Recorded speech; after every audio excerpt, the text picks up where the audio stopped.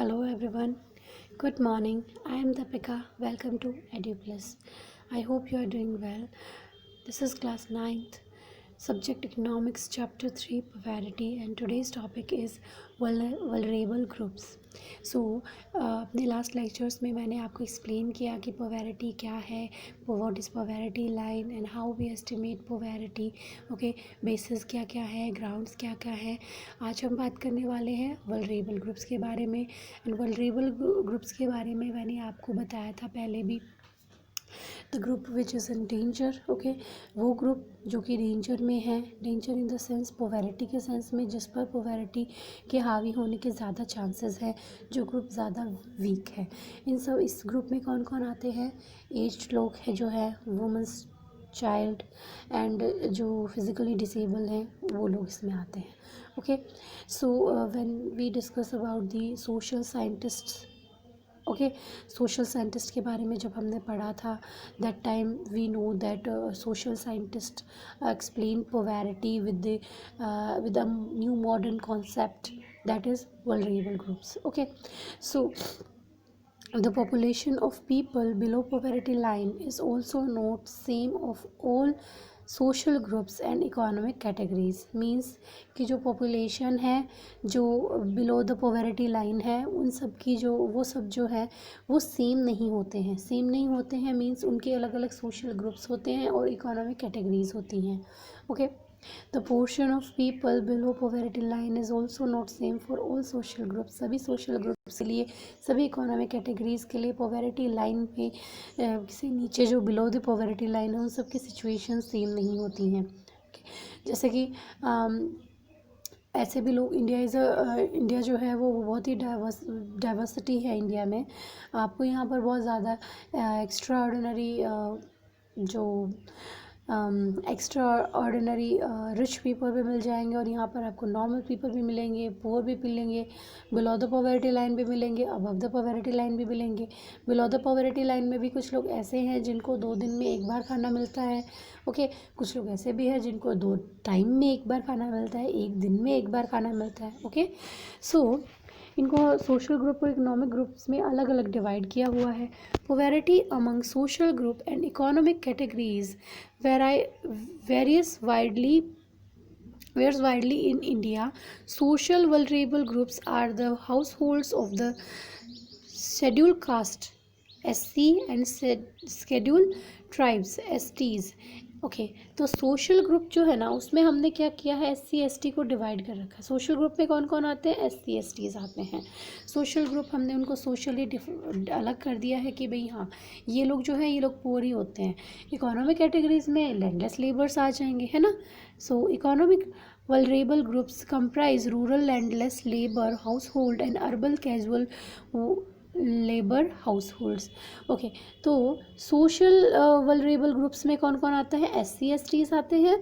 Economic vulnerable groups में आते हैं rural landless labours house holds and urban casual labour house holds. Okay, यहाँ एक चार्ट दिया है जिसमें ये एक्सप्लेन किया है कि पोवैरिटी इंडिया में किस तरह से है. तो देखते हैं. जैसे देखिए, schedule tribes, schedule caste. Okay, ये तो आ गए हमारे सोशल ग्रुप्स. और casual labour farm rural, casual labour non farm urban. Okay, ये हमारे आ गए economic groups.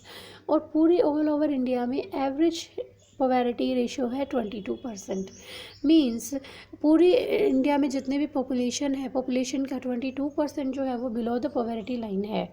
Okay, schedule tribes जितने भी हैं उसमें से 43% जो है वो बिलो द पोवैरिटी लाइन है. शेड्यूल कास्ट में 29% लोग बिलो पोवैरिटी लाइन है. और रूरल एरियाज़ में जो लैंडलेस लेबर हैं वो है 34%, और अर्बन एरियाज़ में भी 34%. ओके, तो इस तरह से हमने देखा अलग अलग ग्रुप्स में कितने कितने परसेंट लोग जो हैं वो बिलो द पोवैरिटी लाइन है, बिलो द पोवैरिटी लाइन सर्वाइव कर रहे हैं.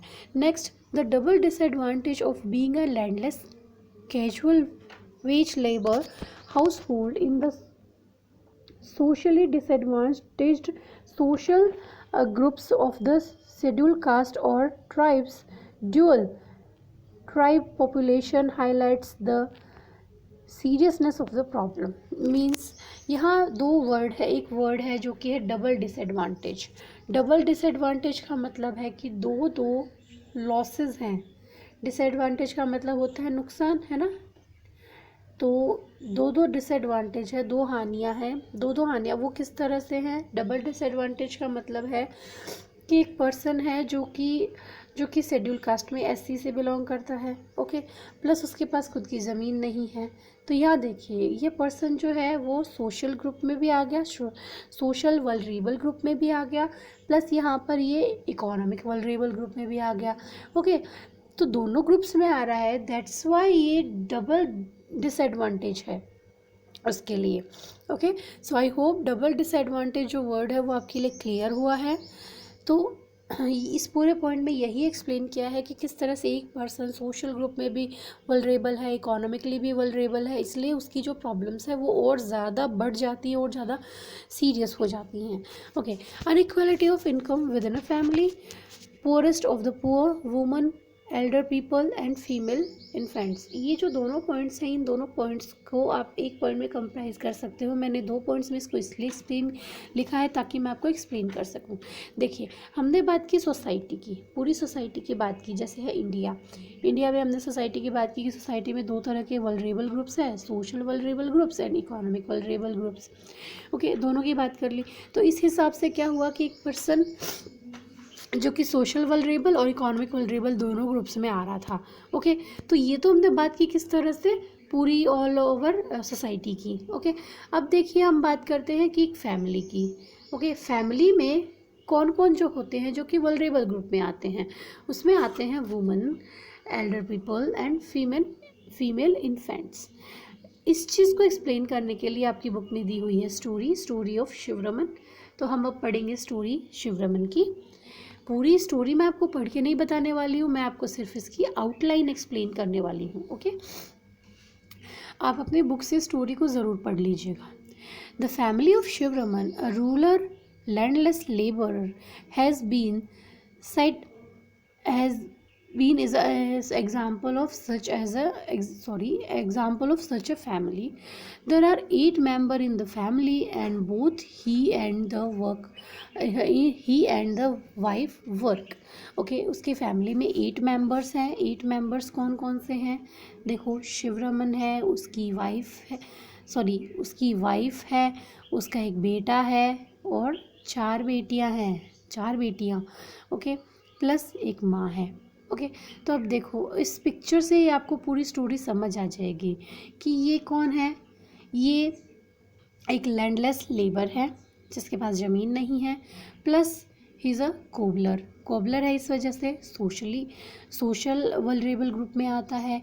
ज़मीन नहीं है इसलिए इकोनॉमिक वल्नरेबल ग्रुप में आता है। बड़ी सी फैमिली है, only one and only earning member है ये, और इनकी वाइफ इनकी थोड़ी हेल्प करती है, कहाँ, फार्म्स में, जहाँ ये दोनों वर्क करते हैं, ओके। और घर में बूढ़ी माँ है जो कि ऑलवेज बीमार रहती है, उनको भी जो मेडिसिन है वो टाइम टू टाइम नहीं मिलती, हेल्थ फैसिलिटीज़ नहीं मिल पा रही हैं।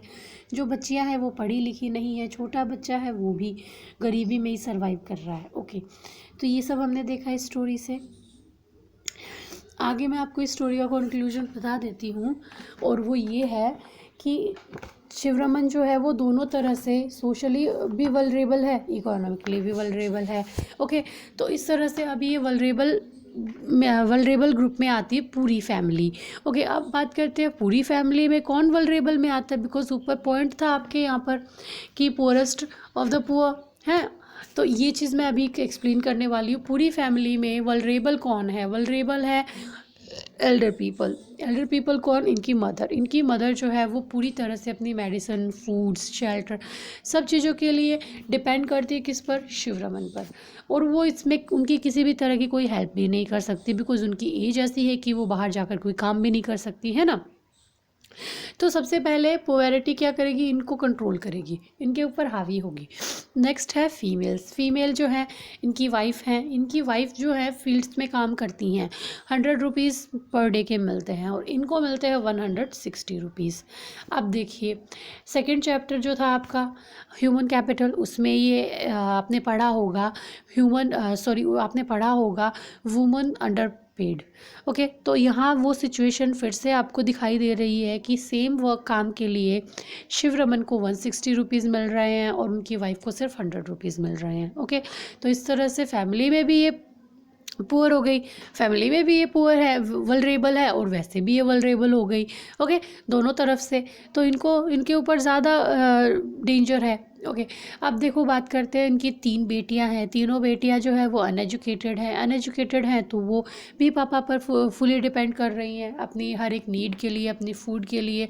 अब सपोज़ करो कि अगर उनकी जो बेटियां हैं वो पढ़ी लिखी होती, एजुकेटेड होती, तो वो काम में अपने पापा की हेल्प कर पाती, बट उन्होंने क्या किया कि एक बेटे के लिए उन्होंने 4 बेटियां कर ली, तो पॉपुलेशन बढ़ी और उससे प्रॉब्लम भी उन्हीं को हुई। बिकॉज उनको, एक तो आप ये सपोज़ कीजिए कि घर में एक बच्चा है तो उसे आप बहुत अच्छी सर्विसेज फैसिलिटीज़ प्रोवाइड करवा पाओगे, अच्छी एजुकेशन जो है और अच्छी जो मेडिकल हेल्थ फैसिलिटीज़ हैं। बट जब ज़्यादा बच्चे होंगे तो वही है, चीज़ें डिवाइड होंगी तो सही तरीके से मिल नहीं पाएंगी। ओके, तो इस तरह से क्या हुआ कि जो ये माइंडसेट है, सोशल माइंडसेट है कि भाई घर में जो मेल ओरिएंटेड सोसाइटी है, उस वजह से ये ऐसा है कि घर में बेटा होगा तो बेटा कमाएगा और अपनी है सिचुएशन, वो कमाएगा तो अपनी सिचुएशन बहुत अच्छी हो जाएगी। ओके, इसी जगह यहाँ पर एक चीज़ और भी है, देखिए कि घर में कभी कभार दूध आता है तो वो सिर्फ छोटे बेटे के लिए आता है। ओके, तो इस स्टोरी को देखने से आपको ये पता चला कि किस तरह से एक फैमिली जो कि ऑलरेडी वल्नरेबल है बिकॉज वो दोनों क्राइटेरियाज़ में डबल डिसएडवांटेज की जो कंडीशन है उसको फुलफ़िल करती है। That's why that family is vulnerable. And in the family में भी बहुत से ऐसे मेंबर्स हैं जो कि एज्ड हैं या जो फीमेल्स हैं, जो गर्ल्स हैं, वो सब आ रही है वल्नरेबल। ओके, इस वजह से ये पुअरेस्ट ऑफ द पुअर का कॉन्सेप्ट यहाँ आई थिंक मैंने आपको क्लियर कर दिया है। Okay, so your home assignment is prepare notes and answer the following. What are vulnerable groups? Define poverty in different vulnerable groups. Who are vulnerable? Write the story of Shiv Raman with conclusion. With conclusion का मतलब ये कि आप ये नहीं लिखोगे story कि यहाँ से शिव रमन एक ये है, उसकी फैमिली इनकम ये है, मतलब उसके इतने बच्चे, इस तरह से नहीं। आपको बच्चे होने से जो कंक्लूजन निकलता है, स्टोरी को पढ़ने से आपको क्या समझ आया, what are the causes of poverty, what are the reason behind it and why are they vulnerable, और उसकी फैमिली में कौन कौन वल्नरेबल है, ये चीज़ आपको एक्सप्लेन करनी है। ओके, सो आई होप ये वल्नरेबल ग्रुप वाला कॉन्सेप्ट आपको समझ आया है। अगर मैं लास्ट वर्ड्स में इनको सम अप करूँ, then vulnerable group is a kind of group जिस पर कि पोवैरिटी के ज़्यादा चांसेस होते हैं, जिस पर पोवैरिटी बहुत ज़्यादा means the group in danger, जिस पर कि ज़्यादा खतरा है पोवैरिटी का। ओके, सो अपना जो होमवर्क है वो मुझे बाय 5 PM तक ग्रुप पर सेंड कर दीजिएगा with neat and clean handwriting. That's it for today. Good luck, bye bye.